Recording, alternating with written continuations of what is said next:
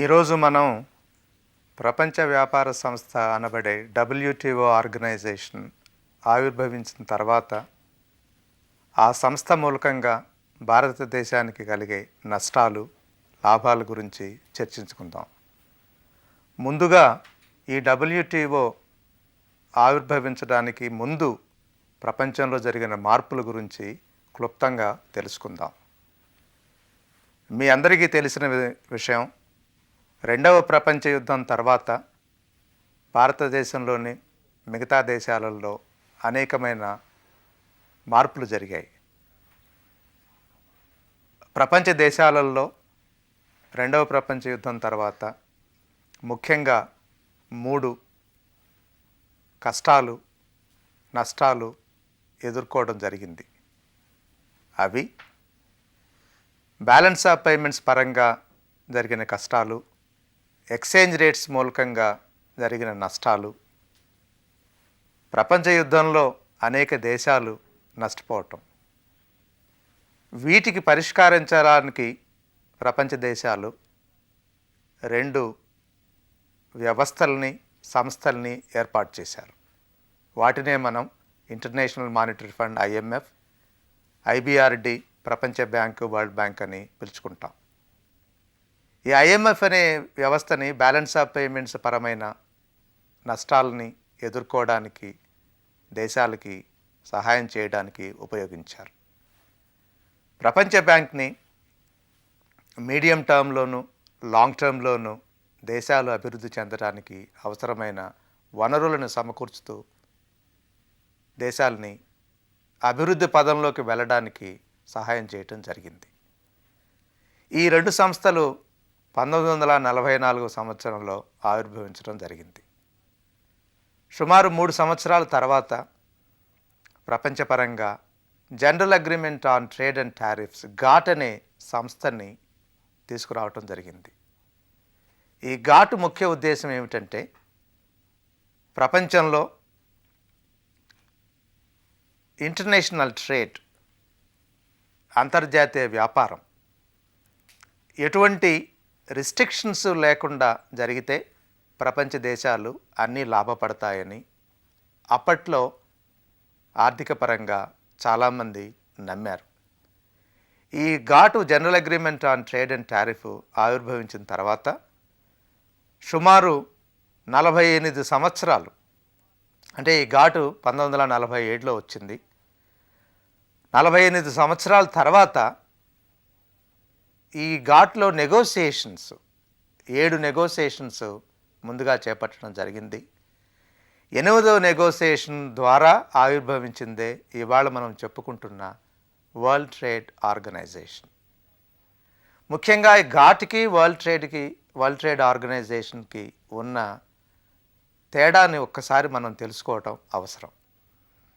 General agreement on trade and tariffs అనేది కేవలం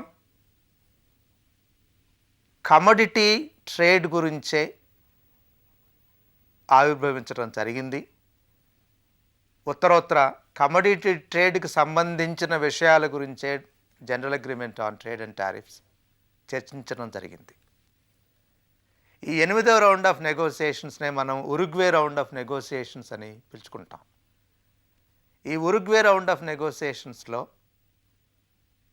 ముఖ్యంగా అభివృద్ధి చెందిన దేశాలు మొట్టమొదటిసారిగా వరల్డ్ ట్రేడ్ ఆర్గనైజేషన్ పరంగా కమోడిటీ ట్రేడే కాకుండా, ఇంటర్నేషనల్ ట్రేడ్ పరమైన ఇష్యూసే కాకుండా, ఇంటర్నేషనల్ ట్రేడ్కి సంబంధం లేని విషయాలు కూడా వరల్డ్ ట్రేడ్ ఆర్గనైజేషన్ ద్వారా చర్చలోకి తీసుకురావడమని ప్రయత్నం చేయడానికి ముఖ్యంగా సమావేశం చేశారు. ఈ వరల్డ్ ట్రేడ్ ఆర్గనైజేషన్ 1995లో ఆవిర్భవించింది. ఇవాళ వరల్డ్ ట్రేడ్ ఆర్గనైజేషన్లో 142 సభ్య దేశాలు మెంబర్స్గా ఉన్నారు. ఈ 142 సభ్య దేశాలలో సుమారు 75% దేశాలు అభివృద్ధి చెందుతున్న దేశాలు. అంటే వరల్డ్ ట్రేడ్ ఆర్గనైజేషన్ మెంబర్షిప్లో ఎక్కువ అభివృద్ధి చెందిన దేశాలు ఉన్నాయని మనం ముఖ్యంగా గమనించాలి. చైనా ఈ రోజు వరకు వరల్డ్ ట్రేడ్ ఆర్గనైజేషన్లో మెంబర్ కాదు. కాకపోతే ఈ సంవత్సర అంతంలోకి చైనా వరల్డ్ ట్రేడ్ ఆర్గనైజేషన్లో మెంబర్ అయ్యే అవకాశం ఉంది. వరల్డ్ ట్రేడ్ ఆర్గనైజేషన్లో ఎటువంటి రూల్స్ రెగ్యులేషన్స్ లేవు. లా అనేది వరల్డ్ ట్రేడ్ ఆర్గనైజేషన్లో లేదు. ఇది వరల్డ్ ట్రేడ్ ఆర్గనైజేషన్కి, ఇంటర్నేషనల్ మానిటరీ ఫండ్కి, వరల్డ్ బ్యాంక్కి ఉన్న ముఖ్యమైన తేడా. ఇంటర్నేషనల్ మానిటరీ ఫండ్లోను, వరల్డ్ బ్యాంక్లోను వాటికి ఆర్టికల్స్ ఆఫ్ అగ్రిమెంట్స్ ఉన్నాయి, రూల్స్ లాజు ఉన్నాయి. బట్ వరల్డ్ ట్రేడ్ ఆర్గనైజేషన్లో అలాంటి లాజు రూల్స్ రాసి ఏమీ ఉండవు. కాకపోతే ఈ రూల్స్ లాస్ వరల్డ్ ట్రేడ్ ఆర్గనైజేషన్లో సభ్య దేశాలు ఎప్పటికప్పుడు వాటిని నెగోసియేషన్స్ ద్వారా ప్రతిపాదించి వాటిని కన్క్లూజివ్గా తీసుకురావటమే కాకుండా వాటిని అమలుపరిచే బాధ్యతని సభ్య దేశాలందరూ తీసుకోవటం జరుగుతుంది. దీన్ని మనం నెగోసియేషన్స్ ద్వారా జరిగే ఫ్రేమ్వర్క్ అని అంటాం. వరల్డ్ ట్రేడ్ ఆర్గనైజేషన్లో ముఖ్యంగా 3 అగ్రిమెంట్స్ని మనం చర్చించాలి. ఒక అగ్రిమెంట్ని general agreement on trade and tariffs అంటారు. ఈ general agreement on trade and tariffs సభ్య దేశాలలో ప్రోడక్ట్స్ అంటే కమోడిటీస్ వాటి వరకు జరుగుతున్న ఇంటర్నేషనల్ ట్రేడ్ని ఎటువంటి రిస్ట్రిక్షన్స్ లేకుండా వీలైనంత వరకు ఫ్రీ ఇంటర్నేషనల్ ట్రేడ్ని ప్రమోట్ చేయడానికి దోహదపడాలనేది ముఖ్యమైన ఉద్దేశం. రెండవది, ఇది ముఖ్యంగా వరల్డ్ ట్రేడ్ ఆర్గనైజేషన్కి general agreement on trade and టారిఫ్స్కున్న తేడా. గాట్స్ అంటారు, general agreement on trade in services. సర్వీసెస్ని వరల్డ్ ట్రేడ్ ఆర్గనైజేషన్లో తీసుకురావడము ముఖ్యంగా అభివృద్ధి చెందుతున్న దేశాలలో నుంచి చాలా వరకు వ్యతిరేకత రావటం జరిగింది. మూడవది, ఇంటలెక్చువల్ ప్రాపర్టీ రైట్స్కి వాటిని కూడా ఈ వరల్డ్ ట్రేడ్ ఆర్గనైజేషన్కి సంబంధించిన రూల్స్ రెగ్యులేషన్స్ నెగోసియేషన్ ద్వారా వచ్చే వాటి పరిధిలోకి తీసుకురావడం జరిగింది. దీన్ని ట్రిప్స్ అన్నారు. ఈ గాట్స్ ట్రిప్సే కాకుండా వరల్డ్ ట్రేడ్ ఆర్గనైజేషన్లో అనేకమైన సబ్సిడరీ అగ్రిమెంట్స్ కూడా ఉన్నాయి. వాటిల్లో ముఖ్యంగా మనం చెప్పుకోవాల్సింది అగ్రిమెంట్ ఆన్ అగ్రికల్చర్. అంటే అగ్రికల్చర్ పరమైన వస్తువుల వ్యాపారంలో కూడా కొంత అగ్రిమెంట్స్ను తీసుకురావడానికి వరల్డ్ ట్రేడ్ ఆర్గనైజేషన్ ముఖ్యంగా పథకాల్ని చేపట్టడం జరిగింది. ఈ వరల్డ్ ట్రేడ్ ఆర్గనైజేషన్ ఆవిర్భవించిన తర్వాత సభ్య దేశాలు అనేక రకమైన మార్పులు చేర్పులు, ఈ మార్పులు చేర్పులు కూడా నెగోసియేషన్స్ ద్వారానే జరుగుతుంది. ముందుగా నేను చెప్పినట్టు వరల్డ్ ట్రేడ్ ఆర్గనైజేషన్కి రూల్స్ ఫ్రేమ్వర్క్ అనేది ఎవరూ రాసి ఉండరు. ఎప్పటికప్పుడు ఈ రూల్స్ ఫ్రేమ్వర్క్స్ మారుతూ ఉంటాయి. ఎలా మారుతూ ఉంటాయంటే నెగోసియేషన్స్ ద్వారానే మారుతుంటాయి. ఇది ముఖ్యంగా మనం గమనించాల్సిన విషయం. ఎందుకంటే ఇవాళ మన దేశంలోనూ ఇతర దేశాలలోనూ ఇండియా రేపు జరగబోయే దోహా కాన్ఫరెన్స్లో పాల్గొనాలా లేదా, ఇండియా దోహా కాన్ఫరెన్స్లో పాల్గొంటే నెగోసియేషన్స్లో ఇండియా చేపట్టాల్సిన వరవడి, చేపట్టాల్సిన కార్యక్రమాలు ఏమిటి, వీటి మీద మన దేశంలోనూ అంతర్జాతీయ పరంగా కూడా చాలా చర్చలు జరుగుతున్నాయి. అందుకనే నేను ముఖ్యంగా చెప్తున్నాను, వరల్డ్ ట్రేడ్ ఆర్గనైజేషన్లో జరిగే మార్పులు ఏవైనా ఉంటే వాటిని రీనెగోసియేషన్స్ ద్వారా మనం తీసుకురావడానికి అవకాశం ఉంటుంది. ఈ రీనెగోసియేషన్ కాన్సెప్ట్ అనేది చాలా ముఖ్యమైనది. ఇప్పుడు వరల్డ్ ట్రేడ్ ఆర్గనైజేషను అగ్రికల్చర్ పరమైన విషయం గురించి ఒకసారి మనం చర్చించుకుందాం. అగ్రికల్చర్ పరమైన విషయం వరకు వస్తే వరల్డ్ ట్రేడ్ ఆర్గనైజేషన్ వాళ్ళు 3 విషయాల గురించి మనం గమనించాలి. ఒకటి, డొమెస్టిక్ సపోర్ట్ అగ్రికల్చర్. ఈ డొమెస్టిక్ సపోర్ట్ అగ్రికల్చర్నే మనం సబ్సిడీ కూడా అంటాం, డొమెస్టిక్ సబ్సిడీ. 2, ఎక్స్పోర్ట్ సబ్సిడైజేషన్, అంటే ఎగుమతులు చేసేటప్పుడు ఎగుమతిదారులకు మనం సహాయం సపోర్టు ఇవ్వడం. 3, మార్కెట్ యాక్సెస్. మార్కెట్ యాక్సెస్ అంటే ఇతర దేశాలలో నుంచి వ్యవసాయపరమైన వస్తువులను దిగుమతి చేసుకోవడానికి అవకాశం కలగజేయటం. ఈ 3 అతి ముఖ్యమైన విషయాలు వ్యవసాయపరమైన వస్తువుల ఎగుమతులు దిగుమతులలో వరల్డ్ ట్రేడ్ ఆర్గనైజేషన్ ద్వారా జరిగే పరిణామంలో అతి ముఖ్యమైనవి. ముందుగా ఈ మార్కెట్ యాక్సెస్ అంటే ఇతర దేశాలలో నుంచి వ్యవసాయపరమైన వస్తువులు దిగుమతి చేసుకోవడానికి ఏ దేశమైనా కానీ అవకాశం కలగజేయాలి. ఇక్కడ మరొకసారి ఈ వరల్డ్ ట్రేడ్ ఆర్గనైజేషన్ ద్వారా సభ్య దేశాలకి కలిగే లాభాలు అవకాశాలను గురించి ఒకసారి మనం అనుకుందాం.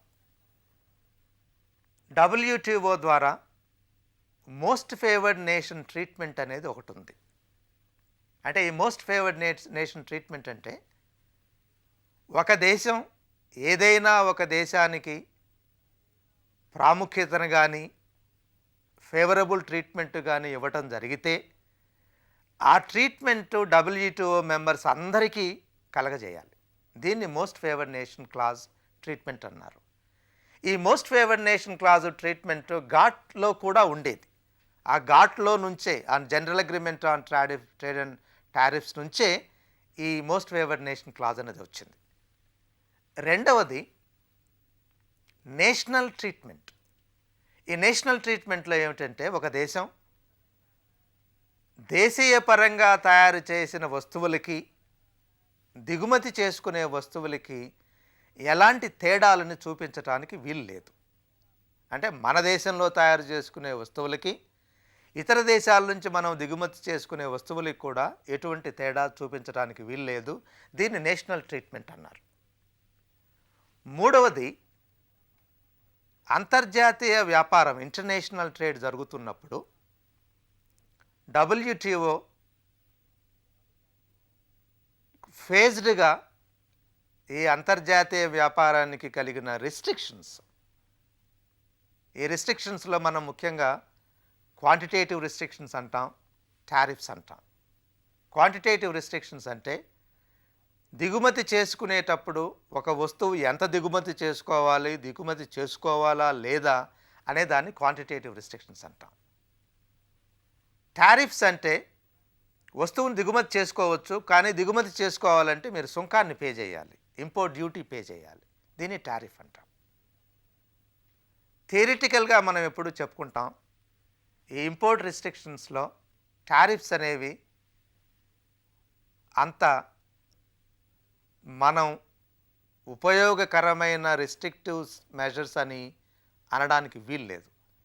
ఎందుకంటే ఈ క్వాంటిటేటివ్ రిస్ట్రిక్షన్స్ టారిఫ్స్ను కంపేర్ చేసుకుంటే క్వాంటిటేటివ్ రిస్ట్రిక్షన్స్ చాలా ఇన్ఎఫిషియెంట్. ఇవి ఇన్ఎఫిషియన్సీని ప్రమోట్ చేస్తాయి.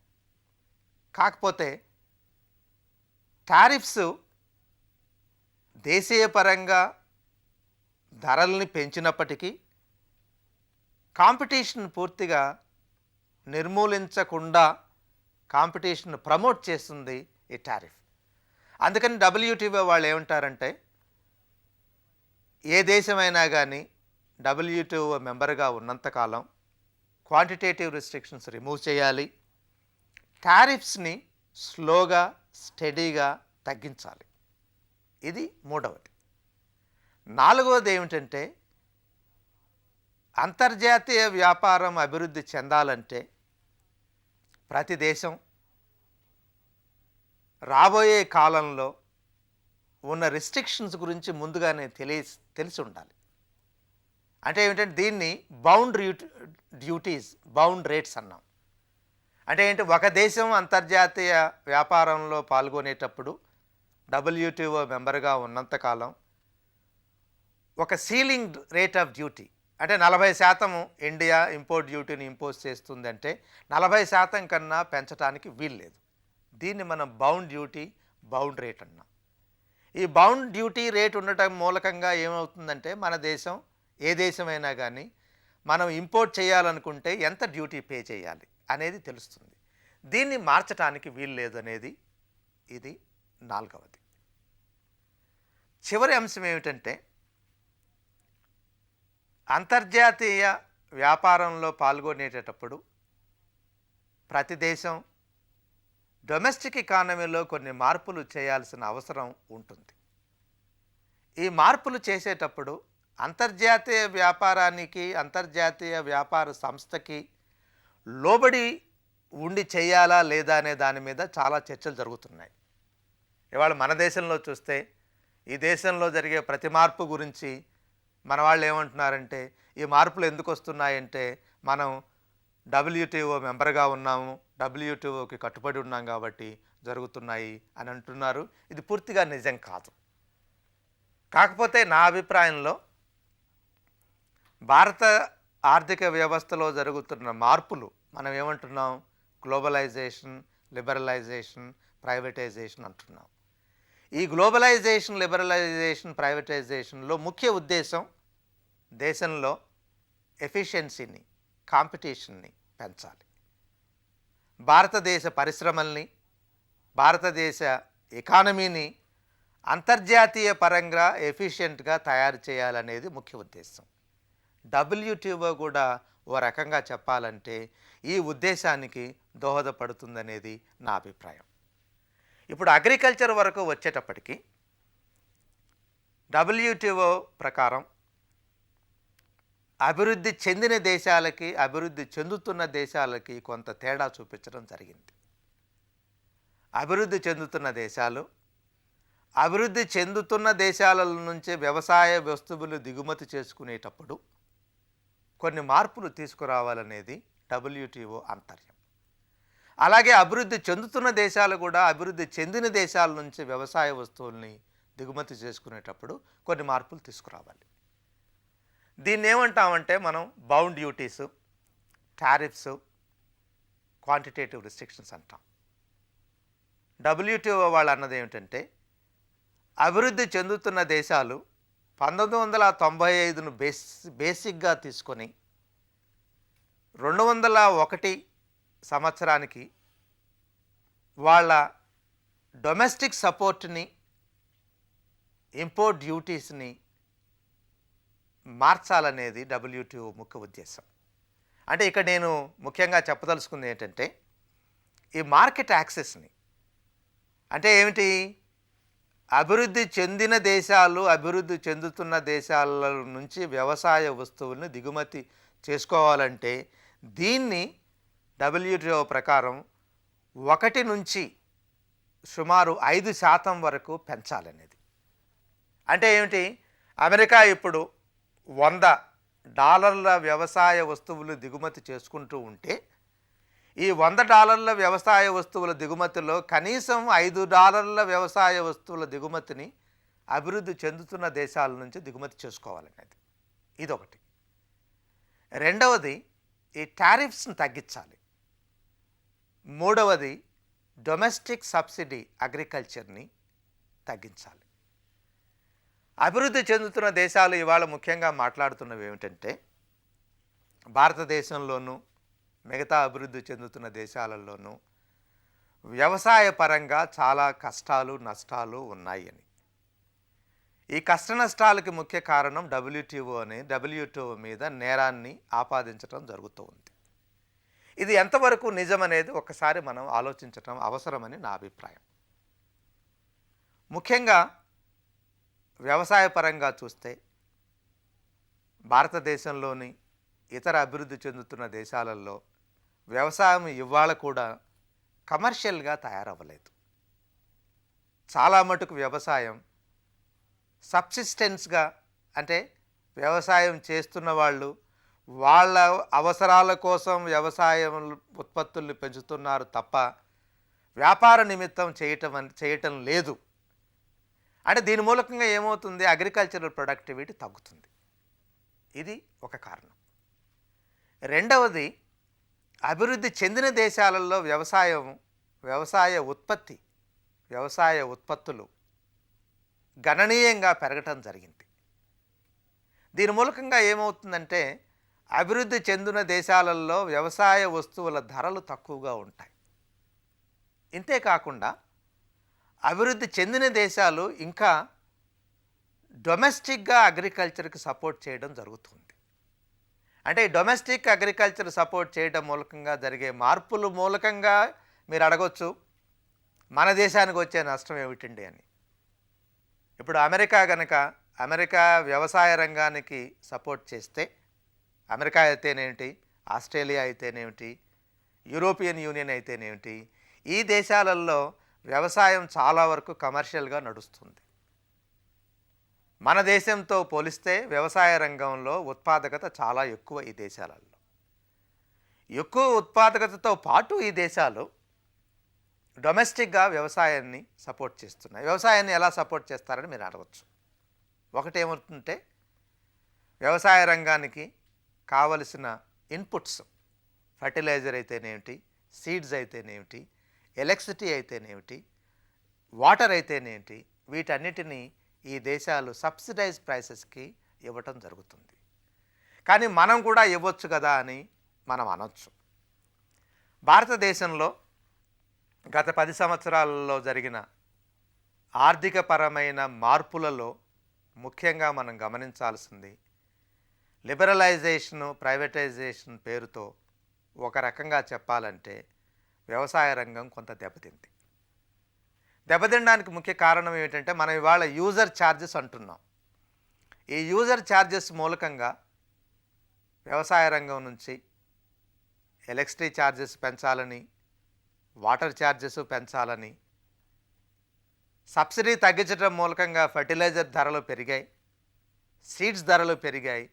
వీటి మూలకంగా ఒక రకంగా చెప్పాలంటే అగ్రికల్చర్ కాస్ట్ పెరిగింది మన దేశంలో. ఇది మన దేశంలోనే కాదు, ఇతర దేశాల్లో కూడా ఇది జరుగుతున్న మార్పు.